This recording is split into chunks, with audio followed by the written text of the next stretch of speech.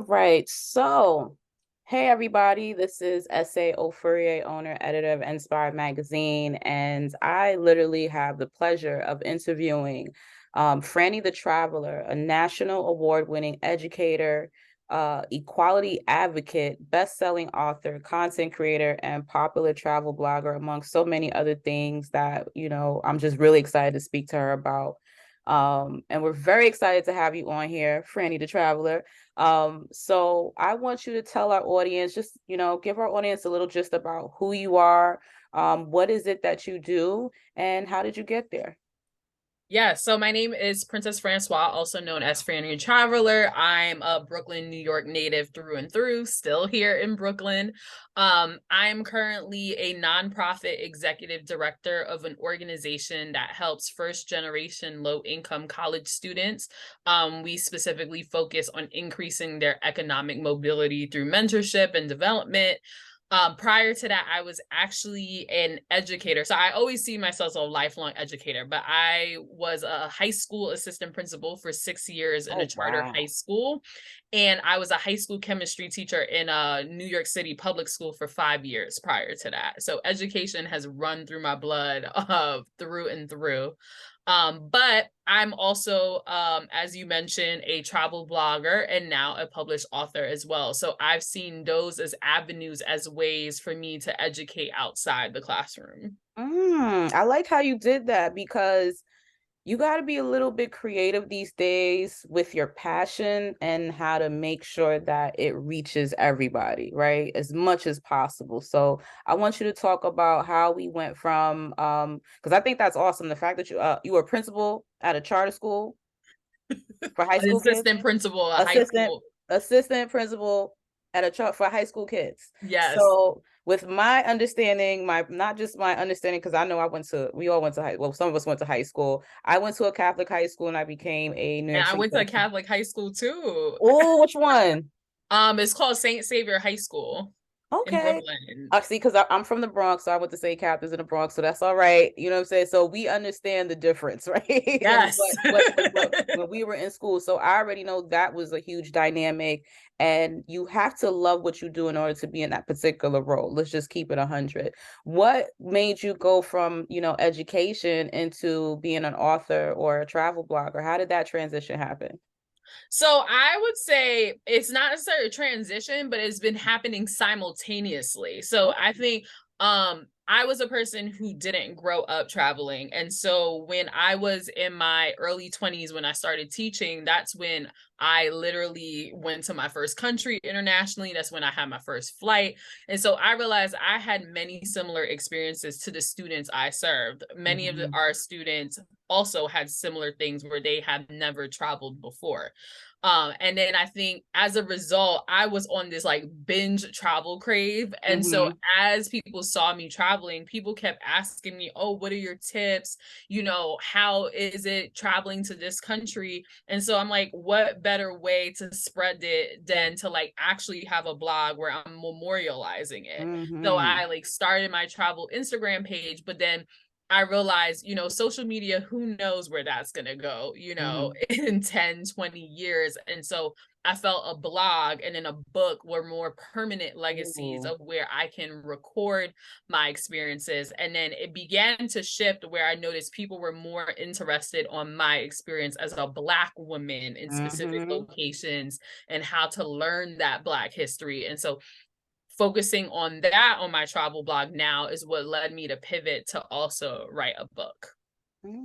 I love that. That's so it makes sense because you're still giving back naturally. It's something that you can't help, right? Right. And that's what I realized. I really can't help it. Of like, I always want to inspire people. I always want to educate. I always want to inform people, but it's just, Mhm. it looks in different capacities depending on what the setting is. Right. Interesting. So tell us about your book. Yeah, so I released the book literally 1 month from today. So this is like Oh, the one okay. month anniversary of the book. It's called Support Black Period with a T at the end, a green book to eliminate your ifs, ands, or buts. And Hmm. so this is not your traditional green book where there's just a list of resources of Black owned spots. It's Hmm. also a framework. So Black is actually an acronym that spells out a framework for how you can support the Black community. And then I also embed personal stories so people can see themselves in my story. And I also embed a lot of history that's never been taught in your textbooks. Oh, listen, I'm trying to, because I know this interview is for everybody, but this is more for me. Like literally hearing that, like it's like the light bulb is clicking in my head because that sounds like you literally found this passion of just doing something, and it felt it's like a little puzzle that fit together and it just made sense. Yes, no, that's actually, I feel like the last 6 months thinking of like how my blog has evolved, like when I think of how it looked 5 years ago versus Hmm. even how it looked 2 years ago in the start of the pandemic to Hmm. what now my platform looks now, I think everything just all of a sudden aligned and clicked in my head in terms of Hmm. how everything fits together now. Wow. I mean, I'm definitely encouraged. I'm inspired. It makes me want to, because again, what was it that made you know that were people reaching out to you asking you for travel tips? How did that happen?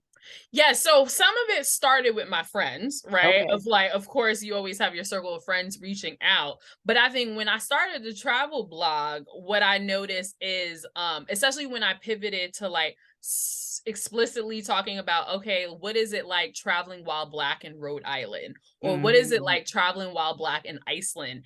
Every single one of those posts, there will always be several people who would leave comments on that post, either explaining their own experience as a Black person or Hmm. saying your insight is very helpful because I was fearful of traveling to this Wow. location. So it's helpful to hear from your experience. And even when I went on like a social media hiatus for Hmm. 6 months, I would get emails from people. Like I had a long email from someone who said, like, oh my God, finding you was a godsend and I needed this in my life. And so I realized people really are craving this because it's a lot, it's hard to find, especially in written documentation. Like you'll find it in Facebook groups, you might Hmm. find it on, Instagram posts, but to find it as a blog or as a book is really hard to find. No, that's definitely true. And I'm glad you touch upon that because that makes sense. And it's deep because that's how you know you have a need. Look how people found you. You Yes, know, right. that is definitely interesting. So, all right. So now the book has been out for a month, right? What is your day-to-day life like right now? Yeah, so it's balancing my full-time job and also trying to promote the book. So, Hmm. during the day, like I said, I'm a executive director. My day-to-day job, no 2 days looks the same. Hmm. Sometimes it's a bunch of virtual meetings with different college campuses on recruitment. Sometimes it's trying to build an advisory board and going to a social outing or going to a benefit. But then I feel like that's my 9 to 5. When I think of, as people say, the 5 to 9 that Yeah. happens afterwards, now that the book is out, instead of it being less writing, what ends up happening is like, being on platforms like yours, trying to get on more IG lives and podcasts to spread the message of the Hmm. book. And I'm also just creating content. So on my Instagram right now, so finding that alignment, I decided for every location I've been to, I dig deep into the Black Hmm. history. And so I'm trying to create content that uses my book as the framework for how I feature Hmm. that content on Instagram. And so then I repurpose it for my blog, for my Hmm. monthly newsletter. And so Hmm. that's what is happening behind the scenes of selecting the best photos, creating the reels and the captions We because get to that question because I know it's a lot. It has been a lot for me to the point where because like I like to keep it real, and what people don't understand is when you put yourself out there, when you want to you're creating something that, you know, started from scratch. So you got to Yes. kind of like do everything, and you got to balance it out on top of pushing whatever it is that you're pushing. So I Right. know for me, like I love interviewing people, right? I love the engagement, but then when it comes to the editing, then when it comes to the publishing, then when it comes to, okay, how are you going to use it across all your platforms? Because you know you need to spread your content Right. across all Exactly. platforms, and doing all of How that. you're marketing it to people Yeah. across your platforms. Like Yeah. there's so many extra steps that no one ever talks about. Yes. So I know I still struggle to balance it out. How have you been balancing that out for yourself? I'm not even gonna lie, it's definitely has been a struggle because, like I said, before, I went on a 6-month social media break. I Right. didn't even know it was gonna take that long, but I realized I needed to restore myself because that process can be so draining and to Yeah. have creative ideas. But I think what has helped make it a little easier is having templates that I can Mm-hmm. tap into. So I took a lot of time to create templates on Canva that I feel like now I can repurpose. So Yep. now knowing, okay, every month is a new location I'm featuring, and I've laid out an outline where I know every month this is like the order of what the Mm-hmm. content is going to look like. Mm-hmm. Then it's like, okay, I can do a day where I plan, okay, what is being inserted into each of these pieces, Yes. and then try to do Mm-hmm. binge creation, like take a day of a weekend, every couple of weeks to just Yeah. binge create. So now, when I log into Instagram, now I'm like, oh, okay, it's there. Hit share now. Yes. Okay. Yes. See, and what I love about this is this interview, it goes so many ways. Because like I said, people don't really know this was really for me, right? So hearing you say that, sometimes, you know, you get a little discouraged as an entrepreneur doing what you do, right? And then when you hear somebody else who does what you got, and that's just the back end. That's not the actual stuff that the people are attracted to, that the people are Right. getting, that you got to create. And it's really an interesting world, because you really have to be passionate about it, because it's a lot of work and a lot of people would give up. And I want to know personally, what is it for you, knowing how much you've been working right up to this point, and you know it's still going to be more work ahead? What is it that's going to keep you moving towards your goal, spreading this message, and continue to use your platform to like educate and inform people about travel, or educating them on all types of things? How do you see yourself doing that as well?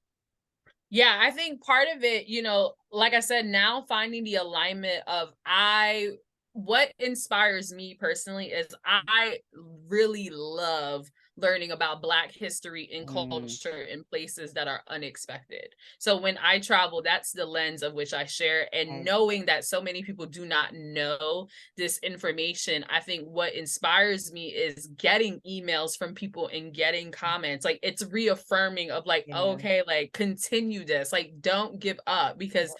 there are to hear like the number of people who just stumbled upon it because of like a Google search, like they were seeking that out and then they stumbled upon my blog. I'm like, okay, Mhm. there is clearly a need. And so I think now it's just like building those structures so it can become more of a routine, so it doesn't feel like as much of a heavy lift over time. So I'm at the process of building those structures again, because like I said, every few years I feel like there's always a pivot that happens when you reach an epiphany. Oh yeah, I believe that. Wow.